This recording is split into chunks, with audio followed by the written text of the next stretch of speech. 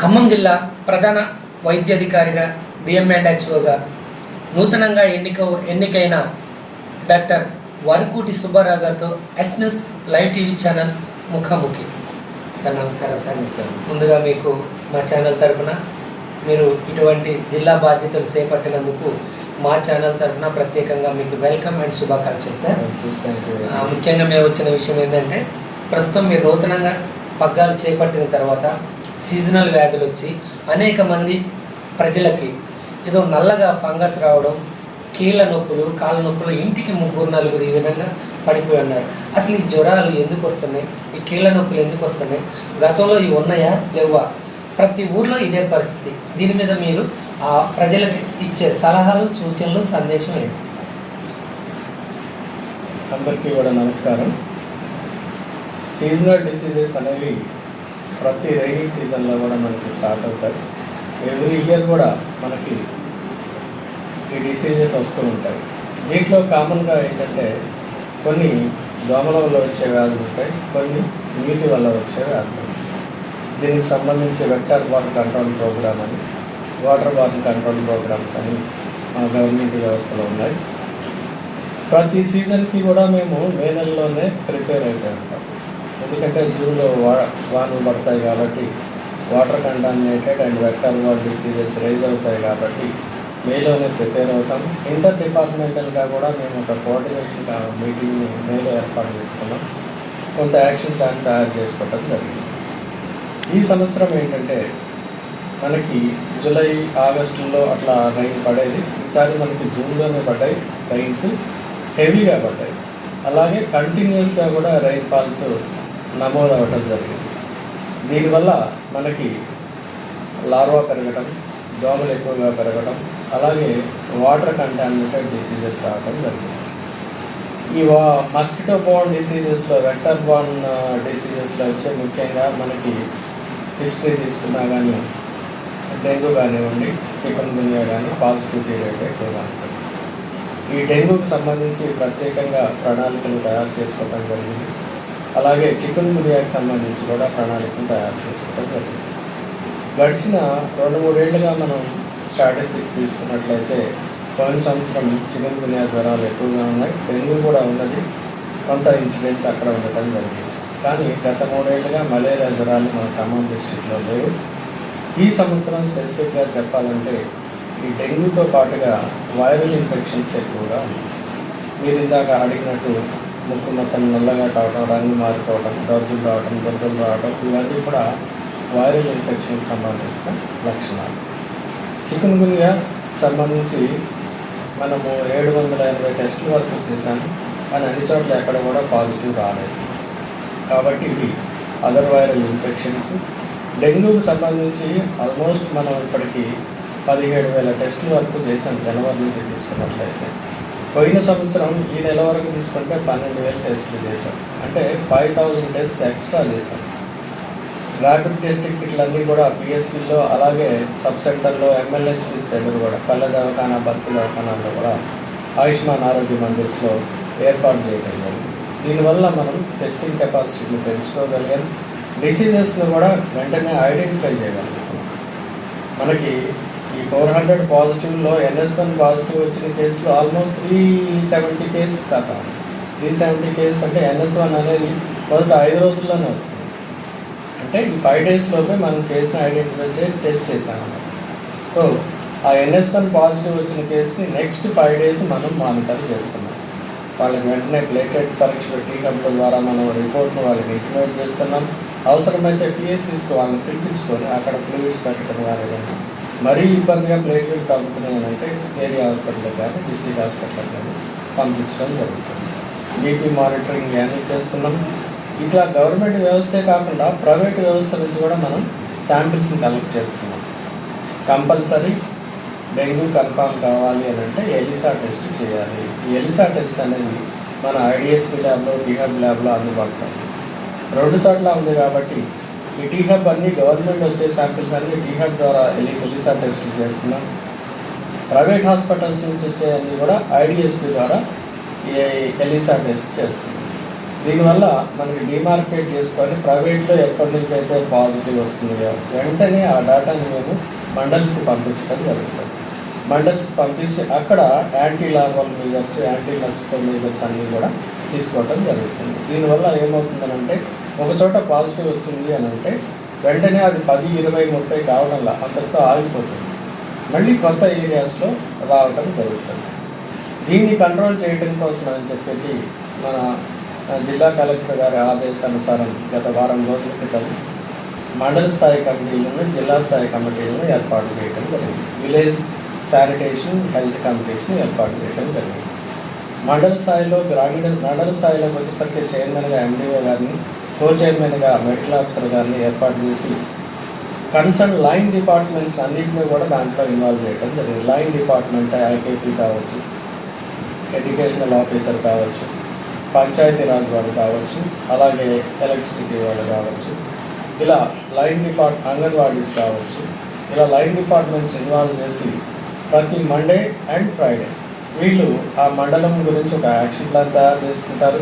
ఎక్కడ శానిటేషన్ బాగలేదు, ఎక్కడ కేసెస్ ఎక్కువగా వస్తున్నాయి, వాట్ హ్యావ్ టు టేక్ అని ఒక ప్రణాళికను తయారు చేసుకుంటారు. విలేజ్ స్థాయిలో కూడా సర్పంచ్ గారిని చైర్మన్గా పెట్టేసి, అంటే ఇప్పుడు ప్రజెంట్ సెక్రటరీస్ ఉన్నారు, అలాగే కో చైర్మన్గా ఏఎన్ఎంని పెట్టి ప్రతి సోమవారం, శుక్రవారం కూడా వాళ్ళు మాట్లాడుకోవటం జరుగుతుంది. కేసెస్ ఎక్కువగా ఉన్న చోట యాంటీ లార్వల్ మెజర్స్, మస్కిటోకి సంబంధించిన మెజర్స్ తీసుకోవటం జరుగుతుంది. ఈ ఫ్రైడే అన్నది ట్యూస్డే అండ్ ఫ్రైడే కాకుండా మా మెడికల్ డిపార్ట్మెంట్ నుంచి ఆశాస్ని టీమ్స్గా ఏర్పాటు చేయడం జరిగింది. వాళ్ళందరూ కూడా డైలీ విజిట్కి వెళ్తున్నారు. డైలీ ఒక 100 హౌసెస్ చొప్పున ఫీవర్ సర్వే నిర్వహిస్తున్నారు. ఫీవర్స్ ఎవరికన్నా ఉన్నట్టయితే వాళ్ళకి ర్యాపిడ్ టెస్టులు కానీ లేదంటే టీహాబుల్ కానీ శాంపిల్స్ తీసి పంపిస్తున్నారు. అలాగే ఎక్కడన్నా పాజిటివ్ వచ్చిన ఏరియా ఉన్నట్లయితే అక్కడ 1-2 రోజులు లేదా 3 రోజులు కంటిన్యూస్గా హెల్త్ క్యాంప్స్ పెట్టి సరౌండింగ్ కాంటాక్ట్స్ దగ్గర కూడా మేము శాంపిల్స్ తీయడం జరుగుతుంది. వీటిని డెంగ్యూ టెస్ట్ చేస్తున్నాం, హెల్త్ క్యాంప్ కండక్ట్ చేసి మెడిసిన్స్ ఏమైనా కావాలంటే వాళ్ళకి కండక్ట్ చేస్తున్నాం. రీసెంట్గా కూడా ఒక విలేజెస్లో పిహెచ్సిస్లో 5-6 విలేజెస్ని ఒక హెల్త్ సూపర్వైజర్కి అడాప్ట్ చేయడానికి ఈరోజే సర్క్యులర్స్ ఇవ్వబోతున్నాను. ఆ 5-6 విలేజెస్ కూడా వాళ్ళు కంటిన్యూస్గా మానిటర్ చేస్తారు. పంచాయతీరాజ్ డిపార్ట్మెంట్ తోటి మా డిపార్ట్మెంట్ వాళ్ళు కోఆర్డినేటర్గా ఉంటారు. పాజిటివ్ వచ్చినట్లయితే అక్కడే యాక్షన్ టేకన్ రిపోర్ట్ సబ్మిట్ చేసి యాక్టివిటీస్ అన్నీ కూడా జరిగేటట్టు చూస్తారు. ఇలా మైన్యూట్ లెవెల్లో, మైక్రో లెవెల్లో, కింద లెవెల్కి వెళ్ళి అక్కడ డిసీజ్ కంట్రోల్ చేయడానికి మేము యాక్షన్ తీసుకోవడం జరుగుతుంది. ఇది కంటిన్యూస్గా మేము మానిటర్ చేస్తున్నాము.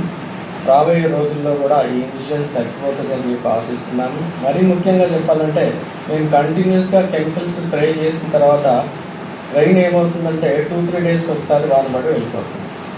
అలా మేము కెమికల్స్ స్ప్రే చేసిన అన్నీ కూడా వాష్అవుట్ అయిపోతున్నాయి. వాష్అవుట్ అయిపోయి మళ్ళీ లార్వా పెరగటం, మళ్ళీ మస్కిటోస్ స్పాన్ అవ్వటం ఇది జరుగుతుంది. కాబట్టి కంటిన్యూస్గా వాటి మీద మేము యుద్ధం చేస్తున్నాం. ప్రజల నుంచి కూడా ఈ రోడ్డు మీద డ్రైనేజీల్లో డీసిల్టింగ్ ఇవన్నీ రెగ్యులర్ యాక్టివిటీస్ జరుగుతున్నాయి. హౌసెస్ టు హౌస్ విజిట్కి వెళ్ళినప్పుడు కూడా వాళ్ళని ఎడ్యుకేట్ చేస్తున్నాం. ఎడ్యుకేట్ చేసిన తర్వాత ఏమవుతుందంటే ఇంట్లో ఉన్న ఫ్లవర్ వాజుల్లో, జాడీ కుండీల్లో అలా వచ్చేస్తుంది. సో వ్యక్తిగత పరిశుభ్రత అన్నది కూడా ఇక్కడ మ్యాండేటరీ, చాలా అవసరం. అలా ప్రజల్ని మేము ఎడ్యుకేట్ చేస్తున్నాం. ముఖ్యంగా ఇప్పుడున్న సినారియోలో చెప్పాలంటే వ్యక్తిగత పరిశుభ్రత అనేది చాలా అవసరం. దాన్ని అందరూ కూడా పాటించి రాబోయే 15-20 రోజుల్లో మనం ఈ డిసీజ్ని ఇక్కడి నుంచి పంపించేస్తామని ఆశిస్తున్నాను. మామూలుగా సెప్టెంబర్, అక్టోబర్ నెలల్లో ఇన్సిడెంట్స్ ఎక్కువగా ఉంటుంది. మనకి ఎర్లీగానే ఇన్సిడెంట్స్ రావడం జరిగింది. కాబట్టి ముందుగానే కంట్రోల్ చేస్తామని నేను ఆశిస్తున్నాను. అదేవిధంగా లక్షలకు ఖర్చు పెట్టి పల్లె దవాఖానాలు నిర్మించడం జరిగింది. ఈ పల్లె దవాఖానాలో ఉన్న డాక్టర్లు అక్కడ నుండి వైద్యం చేయట్లేదు. ఎవరైనా వెళ్ళినా కానీ నిర్లక్ష్య సమాధానం చెప్తున్నారు. ఏమన్నా మన బీపీ, షుగర్ లాంటి డైలీ వాడే మెడిసిన్స్ రాలేదు, పైనుంచి వాళ్ళు ఇవ్వట్లేదు, మేము చేసేది ఏమీ లేదని సెల్ ఫోన్లోనే చూసుకుంటూ కాలయాపన చేస్తున్నారు. కానీ గ్రామంలో కింది స్థాయిలో ఉన్న పేద ప్రజలందరూ షుగర్, బీపీ మెడిసిన్ వాడేళ్ళందరూ కూడా వారి యొక్క ఆవేదన మండల ప్రాథమిక ఆరోగ్య కేంద్ర అధికారికి చెప్పినా కానీ మెడిసిన్లు ఇవ్వని చెప్తున్నారు. దీని మీద మీరేం చెప్పాలనుకుంటున్నారు? ఆయుష్మాన్ ఆరోగ్య మందిర్స్లో షుగర్, బీపీకి సంబంధించి నేషనల్ కమ్యూనికబుల్ డిసీజెస్ ప్రోగ్రామ్ ఉంటుంది. దానికి సంబంధించి కావాల్సినంత స్టాక్ మన దగ్గర అందుబాటులో ఉంది. బీపీ షుగర్కి సంబంధించి వాళ్ళకి రికార్డ్స్ కూడా ఇవ్వడం జరిగింది పేషెంట్స్కి. వాళ్ళు వచ్చినప్పుడు 30 డేస్కి మేము మెడిసిన్స్ వాళ్ళకి ఇచ్చి పంపిస్తాం. కిట్స్ కూడా వాళ్ళ దగ్గర అందుబాటులో ఉన్నాయి. పిహెచ్సిస్లో మనం మెడిసిన్స్ బీపీ షుగర్ సంబంధించిన మెడిసిన్స్ ఇస్తాం. అక్కడ దాకా ఆ పేషెంట్ రాకూడదు అన్న ఉద్దేశంతో ఒక చిన్న పిహెచ్సిని గ్రామాల్లో ఏర్పాటు చేయడం జరిగింది. వాళ్ళకి సంబంధించి ఒక 91 డ్రగ్స్ని మనం అక్కడ అందుబాటులో పెట్టడం జరిగింది. వీటిలో ముఖ్యంగా ఎక్కువగా వాడే మందులు ఏంటంటే బీపీ షుగర్ టాబ్లెట్, అలాగే బాడీ పెయిన్స్కి కానీ ఫీవర్కి కానీ సంబంధించిన మందులు అక్కడ మనం అందుబాటులో పెట్టాం. వాటిని వాళ్ళు సర్వ్ చేయడం జరుగుతుంది. బీపీ షుగర్కి సంబంధించి ఎటువంటిది లేదు. కాకపోతే ఇక్కడ కాంబినేషన్ డ్రగ్స్ వాళ్ళు అడగటం జరుగుతుంది. కాంబినేషన్ డ్రగ్స్ కూడా గవర్నమెంట్ సప్లై చేయడం జరిగింది. ఒకవేళ అది అందుబాటులో లేనట్లయితే మెట్ఫార్మిన్, క్లివిన్క్లమైడ్ ఉంటే ఆ రెండు విడివిడిగా ఇవ్వటం జరుగుతుంది. ఆ రెండు కలిపి వేసుకుంటే సరిపోతుంది. కాబట్టి దాన్ని వాళ్ళని ఎడ్యుకేట్ చేయమని వాళ్ళకి చెప్పాను. సో అలా వేసుకోవడం వల్ల జరిగే నష్టం ఏమీ లేదు. కానీ రెండు విడివిడిగా వేసుకుంటారు. కానీ ముందు మాత్రం అదే. ఇప్పుడు పల్లె దవాఖాన వైద్యులు స్థానికంగా ఉండాలా, వాళ్ళు ఎక్కడి నుంచైనా రావచ్చు? 9 to 4 వాళ్ళు కంపల్సరీ అందుబాటులో ఉండాల్సిందే. దానికి సంబంధించి కూడా మేము విజిట్ చేయడం జరుగుతుంది. నేను వచ్చిన తర్వాత నేను కూడా విజిట్ చేశాను. నేను ఒక సెంటర్ విజిట్ చేయడం జరిగింది. అక్కడ నాకు అందుబాటులో లేకపోతే నిన్ననే మేము ఇష్యూ చేయడం జరిగింది. I'm waiting for explanation. ఇటువంటి ఫిర్యాదులు ఇవ్వడానికి మేము మీకు కాల్ చేస్తే స్పందిస్తారా? నిర్మమాటంగా వెంటనే స్పందిస్తాము. ఎందుకు అందుబాటులో లేదో కన్సర్న్ మెడికల్ ఆఫీసర్ ద్వారా కూడా మేము ఎంక్వైరీ చేస్తాము. ఎవరైనా ఇలా అందుబాటులో అయినట్టయితే వాళ్ళ మీద తమ చర్యలు కూడా ఇమీడియట్గా తీసుకుంటాం. ఇప్పుడు సీజన్ బాగా ఉంది, కంపల్సరీ అందుబాటులో ఉండాలి. కాకపోతే ఏంటంటే సరౌండింగ్ ఒక ఎమ్మెల్యేస్కి సరౌండింగ్ 2-3 విలేజెస్లో కూడా సర్వీసెస్ అందించడం జరుగుతుంది. కాబట్టి ఎక్కడన్నా ఆ పక్కన డెంగ్యూ కేసు కానీ అలాంటివి వచ్చినప్పుడు వాళ్ళని అక్కడ హెల్త్ క్యాంప్ కూడా వాడుకోవడం జరుగుతుంది. అలాంటి సిచ్యువేషన్లో ఆయుష్మాన్ ఆరోగ్య మంత్రులు ఎవరో ఒకళ్ళు అందుబాటులో ఉంటారు. వీళ్ళు అక్కడికి వెళ్ళి ఆ హెల్త్ క్యాంప్ పెట్టుకొని వెనక్కి వస్తారు. సీజన్ కాబట్టి అలా వాళ్ళ సర్వీసెస్ని యూటిలైజ్ చేసుకుంటారు. వీళ్ళు సరిగా వైద్యం అందించట్లేదని, అందుబాటులో ఉండలేదని ఆర్ఎంపీలు, పిఎంపీలు, గ్రామీణ వైద్యులు సొంతంగా సెలైన్లు పెట్టి వాళ్ళకి అనేక రకాల ఫ్లూయిడ్స్ కూడా ఎక్కిస్తూ ఉన్న సంఘటనలు మీ దృష్టికి వచ్చినాయి. మొన్న ఈ వేంసూరు మండలానికి సంబంధించి ఒక మండలంలోని, అదేవిధంగా పెనుబల్లి మండలంలో కూడా ఇలా గ్రామీణ వైద్యులే పడకలు ఏర్పాటు చేసి, టేబుల్ ఏర్పాటు చేసి సెలైన్లు ఎక్కిస్తూ వాళ్ళ అందిన కాడికి దండుకుంటున్నారు అనేది మేము మీ దృష్టికి కూడా తీసుకొచ్చాము. గతంలో ఉన్న దృష్టికి ఆ ఫైల్ ప్రజెంట్ మీ టేబుల్ మీద ఉంది. ఇటువంటి ఆర్ఎంపీలకి వాళ్ళ దగ్గరికి వైద్యానికి వెళ్తూ ఫ్లూయిడ్స్ ఎక్కించుకుంటున్న ప్రజలకి మీరిచ్చే సలహా, సూచన, సందేశం ఏంటి? మొదటిగా చెప్పాలంటే క్లినికల్ ఎస్టాబ్లిష్మెంట్ యాక్ట్ ప్రకారం ఎవరైనా హాస్పిటల్ పెట్టాలంటే రిజిస్టర్ చేసుకొని ఉండాలి. దానికి సంబంధించి చదువుకున్న డాక్టర్లు, రిజిస్టర్ నెంబర్ ఉన్నటువంటి డాక్టర్లు అందుబాటులో ఉండాలి. ఆర్ఎంపీలకు సంబంధించి ఎవరు కూడా బెడ్స్ ఏర్పాటు చేసుకొని ఇంజక్షన్లు చేయడానికి ఎటువంటి అధికారాలు లేవు. అలాంటి ఏమన్నా మా దృష్టికి వచ్చినట్లయితే, కంప్లైంట్స్ వచ్చినట్లయితే ఎంక్వైరీ నిర్వహించి వాడి మీద చర్యలు తీసుకోవడం జరుగుతుంది. ఆర్ఎంపీలు మాత్రం అది ఓన్లీ ఆ క్లినిక్స్, డాక్టర్స్ అని ముందు పేరు పెట్టుకోవడానికి అవకాశం లేదు. చట్టంలో కూడా అలాంటి వెసులుబాటు లేదు. ప్రాథమికంగా ప్రథమ చికిత్స చేసుకోవడానికైతే వాళ్ళకి అవకాశం లేదు. అలా అని చెప్పి స్టెరాయిడ్ ఇంజెక్షన్స్, యాంటీబయాటిక్ ఇంజెక్షన్స్ వాళ్ళకి ఇచ్చే అవకాశం అయితే లేదు. చట్టంలో అది లేదు. అలాంటివి మా దృష్టికి వచ్చినట్లయితే వెంటనే వాటి మీద ఎంక్వైరీ చేసి చర్యలు తీసుకుంటాం. ఈ మధ్య వచ్చిన సమాచారం, సీఎం రిలీఫ్ ఫండ్ మీద ఖమ్మంలో కూడా దందా జరిగింది. సీఎం రిలీఫ్ చెక్లు ఫేక్గా తయారు చేసి చిన్న ఆపరేషన్ కూడా పెద్ద ఆపరేషన్ జరిగింది. లక్షల బిల్లులు చేసుకున్నారు. దీంట్లో ఖమ్మంలో కొన్ని హాస్పిటల్ ప్రధానంగా ఉన్నాయని చెప్పేసి ఆరోపణలు. ఇవి మీ దృష్టికి వచ్చినాయి? సీఎం రిలీఫ్ ఫండ్కి సంబంధించి ఆ యాక్టివిటీ మొత్తం సీఎం రిలీఫ్ ఫండ్ ట్రస్ట్ ద్వారానే జరుగుతుంది. అక్కడ వీళ్ళు బిల్స్ పెట్టుకుని డైరెక్ట్గా హాస్పిటల్ నుంచే బిల్ పెట్టేసుకొని సీఎం రిలీఫ్ ఫండ్కి ఆన్లైన్ ద్వారా అప్లై చేసుకోవడం జరుగుతుంది. అంతేకాని వాటిని మనం సర్టిఫై చేయడం కానీ డీమ్డ్ హెచ్ఓ నుంచి అలాంటి విధానం అంటూ ఏమీ లేదు. కాకపోతే ఏంటంటే ఎవరైతే మేము రిజిస్ట్రేషన్ ఇచ్చామో, రిజిస్టర్ చేసామో ఆ హాస్పిటల్ని, ఆ హాస్పిటల్ ఆ రిజిస్ట్రేషన్ సర్టిఫికేట్ చూసి సీఎం రిలీఫ్ ఫండ్ వాళ్ళు బడ్జెట్ శాంక్షన్ చేయడం జరుగుతుంది. అంతవరకే మనకు సంబంధించి. కావున నూతనంగా ఈ యొక్క సీటుని అధిరోహించిన డాక్టర్ వర్కూటి సుబ్బారావు గారికి, డిఎంఎన్హెచ్ఓ గారికి మరొకసారి మా ఛానల్ తరపున ప్రత్యేకంగా ధన్యవాదాలు తెలుపుతూ శుభాకాంక్షలు తెలియజేస్తాను. Thank you.